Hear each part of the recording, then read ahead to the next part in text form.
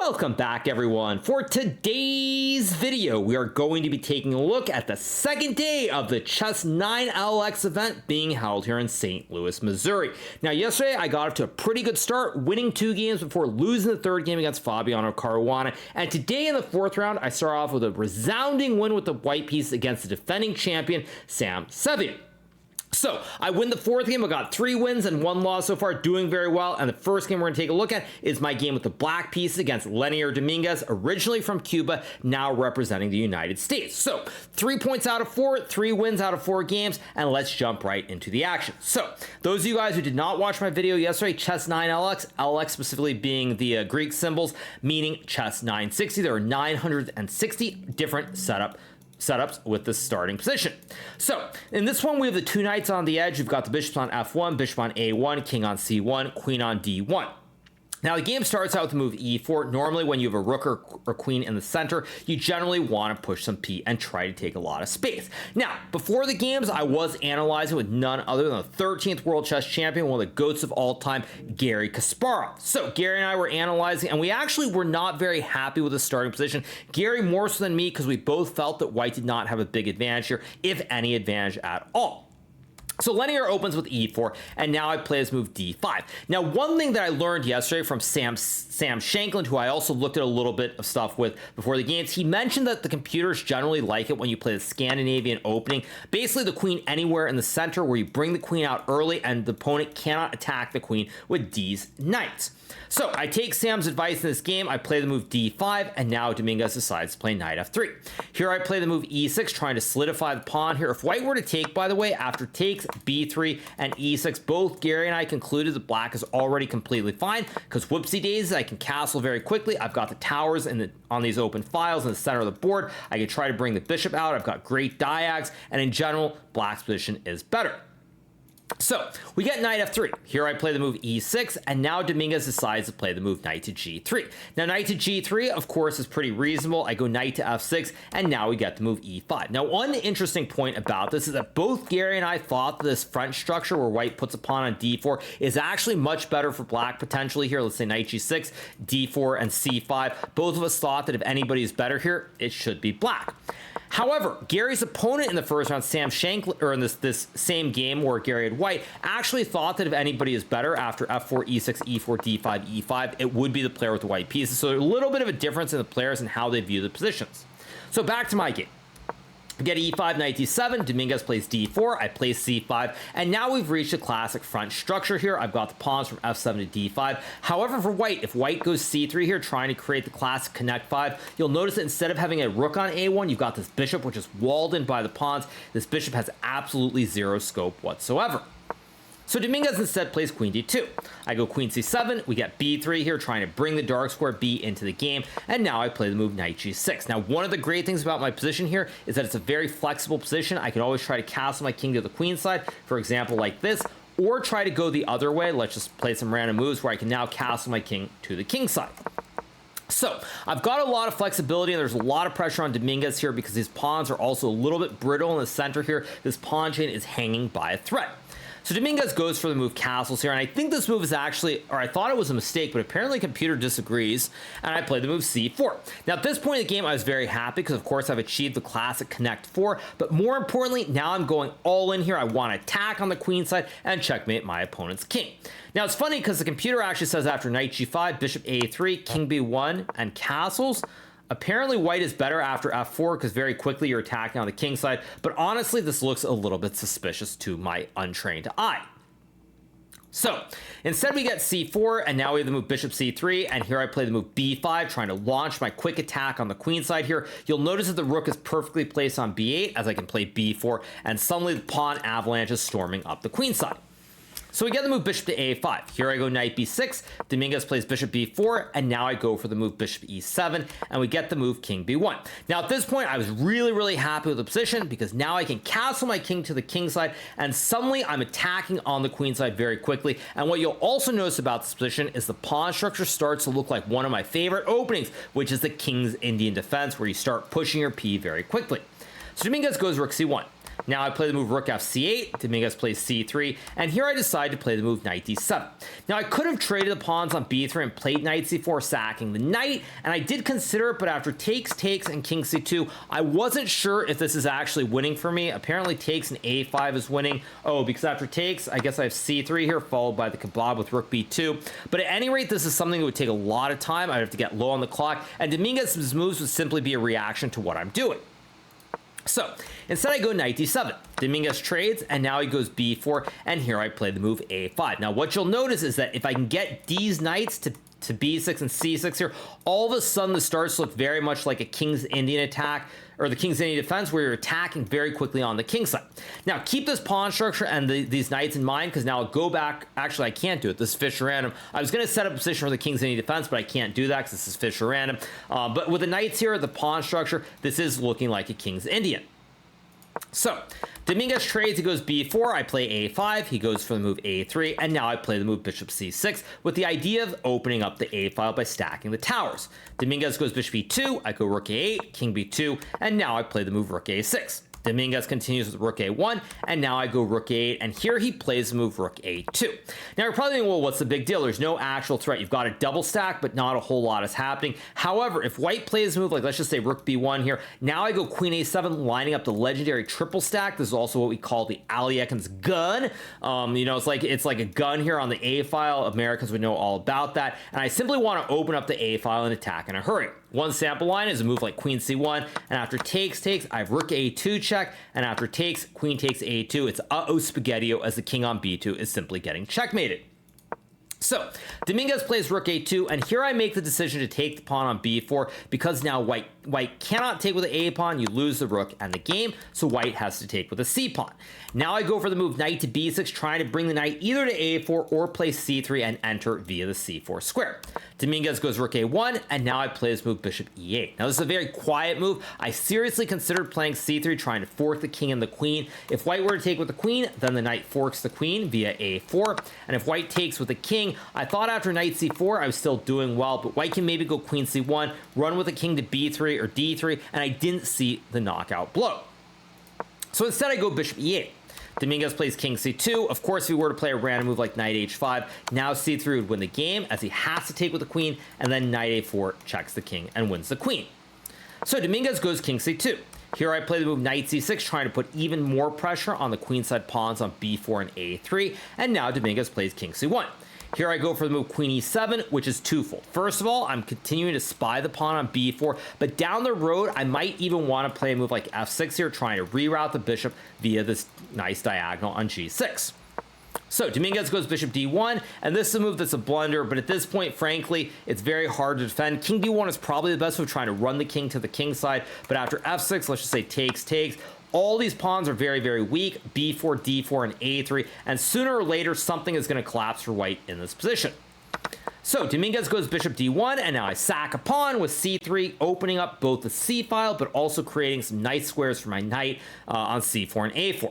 Dominguez plays queen c2, and now I jump in with the horse to c4, and at this point the position is simply collapsing. Dominguez plays knight e2, I take the pawn, he takes, and now I play queen takes pawn on b4. Knight b4 would also probably be good enough, but queen b4 is quite simple, because now I have an extra pawn on b5, but these knights on the b and the a file will harass the rooks for the rest of the game. Dominguez plays bishop c2. This does lose on the spot, but really there's not a whole lot white can do. If white were to play a move like, let's just say rook b2, I would just move the queen back, play rook c8, and massacre him on the c file. If he trades after knight b4, the two towers guard the horse. If you go this way, it's uh-oh spaghetti-o. The rook and the king get forked. If you go to d2, now I have rook c8 check, and then knight c4, and once again, these knights are way too powerful. So Dominguez goes bishop c2 instead. I trade the queens, and after knight to b4 here, Dominguez decides to resign the game, because these knights are forking the bishop and the rook. If you move the bishop, I take the rook, and now we're in an endgame where I have a rook for a knight, and I'll win quite simply. And if white plays rook b2, I'll take the bishop here. Probably white can trade, sack the rook. But again, in this endgame, I have a rook and a bishop versus two knights, and the rook will overwhelm white as I enter on the a file. So Dominguez resigns after knight to b4, and I get a great second win in a row. I move to 4 points out of 5 with 4 wins and only 1 loss, going into the 6th and final round of the day. Now, yesterday was very similar today. I started off with 2 very good wins, and in the third game, I completely fell apart. I lost my mind, tried to be creative, got soundly punished by Fabiano, and I suffered a harsh loss. So today, after winning the first 2 games like yesterday, I kind of wanted to slow it down a little bit. However, in the 6th round, it's a very special occurrence as I'm playing against the famous 13th World Chess Champion, Garry Kasparov himself. Now, one of the problems with playing against Garry is that Garry is my hero. He's someone that I grew up idolizing. I can think back to the 90s when he was playing tournaments like Viconzeo Linares, and this is just me, sort of doing a little bit of memory lane. But in those days, I remember that I wake up quite early to watch the broadcast with these very, very cheap webcams. So you go to a website, you refresh it. I think you get like these images incoming every 30 seconds or something. So I'd watch the broadcast, watch a webcam, watch the moves. And of course, I was a huge fan of Garry. I also saw him play at the World Championship in 1995. I believe it was 95 or 96 against Vichy Anand at the World Trade Center. So just someone that I idolized, someone whose openings I also emulated, having played the King's Indian Defense, as well as the Sicilian Knight. So all this aside, we're playing against Garry, and I decided to play his move f4. Now, this position is a little bit different here, because if you aren't careful, and some positions in Fischer Random are like this, let's just say you play a move like g6, or let's say d5, it's very quickly, you're losing the game as the rook is trapped. You're simply going to have to sack the rook, but after you sack the rook, I'm simply up a rook for a piece here, and you're going to lose the game in 2 moves. Now, it'd be very, very embarrassing, of course. So, after f4, Garry plays the move f5 here. Now, if I take on a7, black takes, and eventually we're probably going to end up in some sort of mirror position like this, but the material will be even. So after f5, I play the move b4 here, and now Garry plays b5. Very important that you don't take this pawn, because if you take after rook b2, bishop d5, and bishop takes a7, once again, it's a spaghetti time as you'll lose the rook on b8.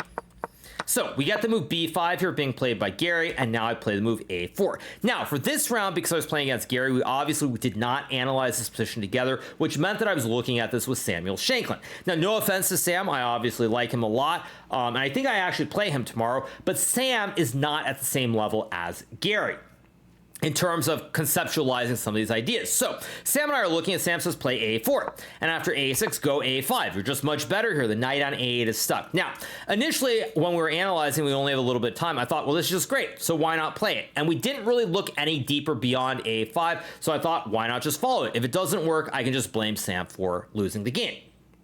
However, as it turns out, a4 is a bit of a mistake. Knight b3 is quite a bit better, because after a4, black can take, and after bishop takes a7, rook b7, and bishop d4, now black can play his move. I thought e6, apparently e5 is good. That's way too computerish. I also thought queen b8 here was very good with this double stack, and after queen to a3, and now e5, black suddenly has a bunch of threats on the b file, and it feels very iffy. So I was actually very concerned after I played a4, because Garry started thinking, but ultimately he decided to play a6. So I blitz out a5, trying to sort of blitz the old man on the clock. As we'd like to say, you want to put pressure on the board and on the clock as well. And now Garry goes knight f6. Here I play the move bishop a7, tickling the rook on b8. This move is quite simple because I want to get the bishop on d4, but after rook b7, bishop d4, now I can maybe attack the rook via the other diagonal. So here Garry goes g6, and this is a position where if this were a classical Fischer Random game, I'd probably spot the winning move, but in a fast rapid game, it's quite difficult, and I end up playing the natural looking g3 to go bishop g2.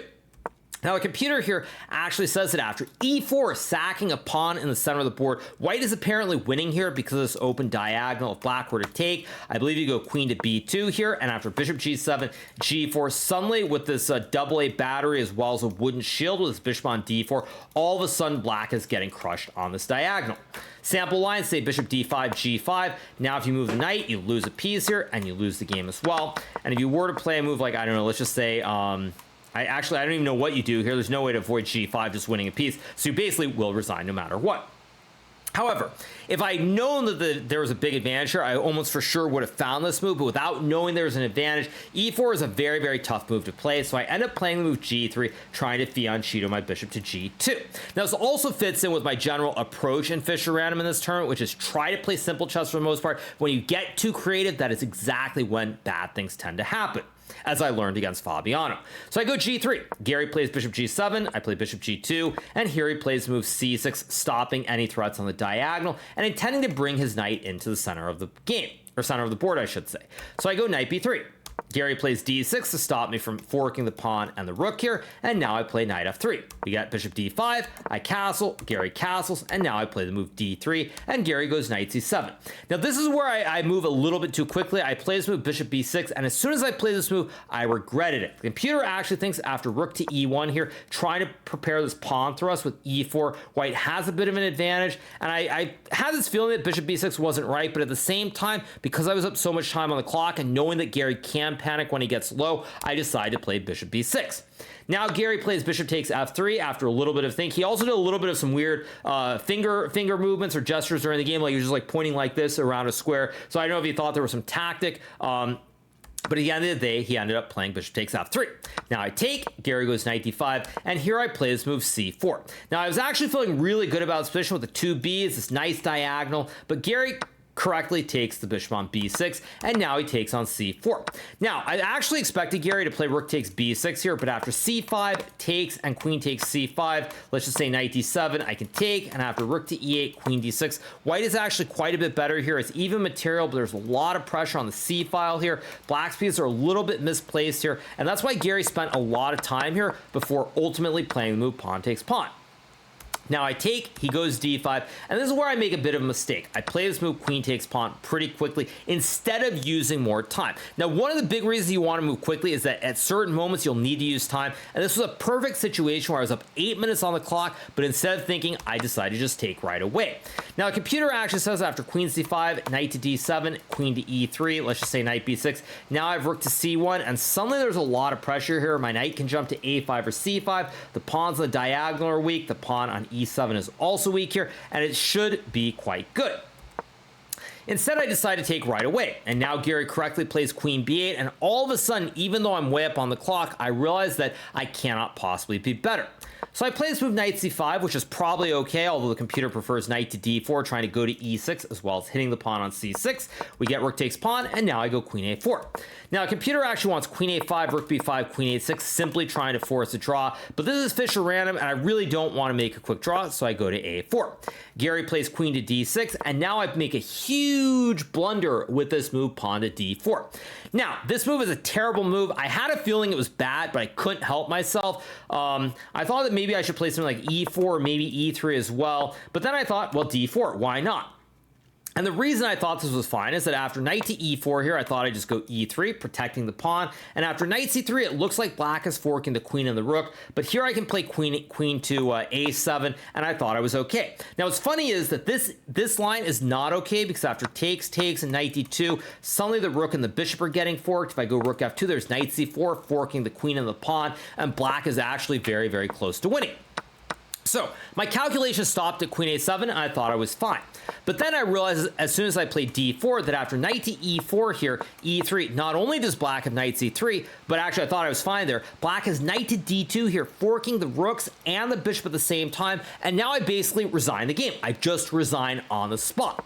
Fortunately for me, as soon as I played d4, Gary started shaking his head. I could tell that he thought that he had missed something, because what I think it missed was he thought he could go knight c3, and after queen a7, he also stopped his calculation thinking that, white was completely fine. So instead, Gary plays knight g4 here, which is also a move that I consider, but I thought after rook d1, guarding the pawn, I should be relatively okay. Gary goes knight e3, rook d3, knight c4, and here I play the move king to f2. Now, maybe I could have played e3 here, but I was very concerned that black would sack a knight and then take the pawn on d4, and that this pin would be very deadly. So I go king f2, trying to support the e3 pawn thrust. Gary plays rook b8, I go e3, rook a8, and here I play the move queen b3. Now Gary plays rook b8, and I play this move rook c1, intending to sack the rook on c4 for this bastion knight. Gary plays move rook a3, and this is really a critical moment, because I'm up 9 minutes on the clock here. Now, I knew that I could play queen b1, and probably it's about equal after rook to a8. Let's just say rook a3, something like... Apparently I have rook c4, which I didn't even consider. I thought here maybe there was like, actually, what did I think? Not rook takes a3. I thought I had something else here. Was it b5? I thought there was somewhere that was completely fine in this position that I didn't see. Although the computer, I guess, likes takes, sack the rook, and after takes, queen b2, let's just say rook a7. I think I go queen c2, win the pawn, and with this great knight here, and this bishop that's walled in by all the pawns, apparently white is a little bit better. So I should have gone for this. But as I was thinking more and more about this position, I thought, you know what? I'm playing one of the greatest players of all time. I am a content creator. How often will I get the chance to sack my queen against one of the greatest players of all time? Frankly, even against Magnus, I can't think of many queen sacks that I've had which have worked out. So I end up playing the move queen takes a3, sacking my queen for a rook and a knight. Now, the other reason that I did this is I thought that because the position is so clogged here, the center is so clogged, there are no really open diagonals for the bishop, that I didn't think that I could actually be in any danger of losing. So Garry takes a pawn. I go check, and now he plays the move king f7. Now, what's funny is that Garry almost played the move rook to b8, but he made a little bit of hand gesture again. He's like there, and then knight b7. He literally points to the square. He's like rook b8, knight b7, and he spotted why this would not have worked out, because after knight b7 here, I attack the queen, the rook's under attack, and after queen c7, now I can take the pawn, checking the king. If you take back, you lose your queen, and all of a sudden, white is completely fine. So Garry goes king f7, I play the move bishop to e2, and here we get the move bishop f6, and now I play this move rook to a6, which is a serious error. Now, initially, what I want to play here was something like knight to d3, and I thought I was fine, but after rook c4, it's still very unclear what's going on, and I thought that after rook to a6, this move rook takes d4 wouldn't be as strong as it turns out to be. Now, of course, because computers are absolutely ridiculous, apparently rook to a1 is drawing here, so when black sacks the rook, I have knight to b7 attacking the queen, and if you go queen to b4, for example, there's knight to d8 checking the king. If you go to any square on the back rank, I take and create the classic fossil, winning your queen. If you go to king g7, for example, now I have knight e6, forking the king and the rook, and this position should be winning as the two rooks and the bishop are simply better than the queen.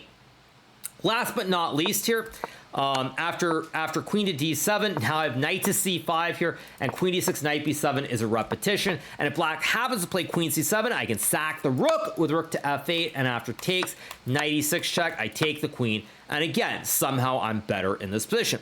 Now, would a human find this in a blitz game, no less, with time running down? Not likely, but it illustrates just how rich chess is and how good computers are, frankly, that such ideas exist. So instead, I play the move rook a6. Garry sacks the rook, I take, and now I go king g2, he takes, and I play bishop f3. Now, even here, I thought I should be relatively okay, simply due to the brittleness of black's pawns here, and this light square b on the great diagonal. Garry goes king g7, I play rook c2, and now he plays the move h6, and here I play rook a5.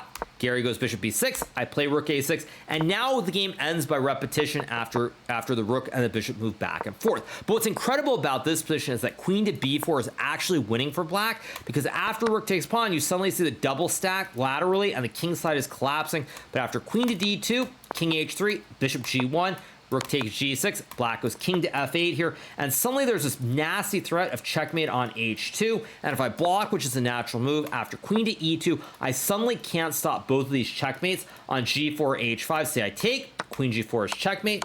If I play king to h4, I lose the bishop, and if I play like rook a8, king f7, let's just say rook g8, now queen to h5 is also checkmate. So this would have been losing if Garry had spotted the idea, but frankly for Garry, I think at this point in his career, he's just simply trying to prove to himself that he still can compete with the top players, and I think that he's not really thinking about winning or having these delusions. He simply is happy to show the level of his play, and that's why he chose to repeat here, because again, if you don't see that bishop g1 and queen e2 is winning, you see that all your kingside pawns are falling, and Garry has already suffered a couple of unfortunate losses in the Fischer random portion, so he was simply happy to make the draw. So for me, it's a bit of a relief, because again, much like yesterday, after two pretty solid games getting the 2 wins, I play a very shaky third game of the day, but at the end, when all is said and done, I do actually save the draw. I get 2.5 points out of 3, and I now have 4.5 points out of 6. So pretty good stuff. 3 wins, 1 loss, 1 draw. Can't complain. I'm half a point out of the lead as Fabiano Caruana won at 1 game today, but he drew 2 games. So going to the final day tomorrow with 3 more games to go, I'm only a half point out of first place, and it's anybody's ball game, and I'm really simply looking forward to seeing what happens. So, on that note, I hope you guys have enjoyed this recap from the Chess 9LX day being played in St. Louis. If you're not already subscribed to the channel, make sure that you smash that subscribe button below, and we'll be back with some more great recaps. I think I'm probably going to go do a recap tonight of my Titled Tuesday game that I played before the 9LX against Magnus Carlsen earlier, so probably do a recap of that, which you guys will see early in the morning. But I hope you guys enjoy all the great content, and I'll see you all very soon. Have a great rest of your day, and keep it real. Bye!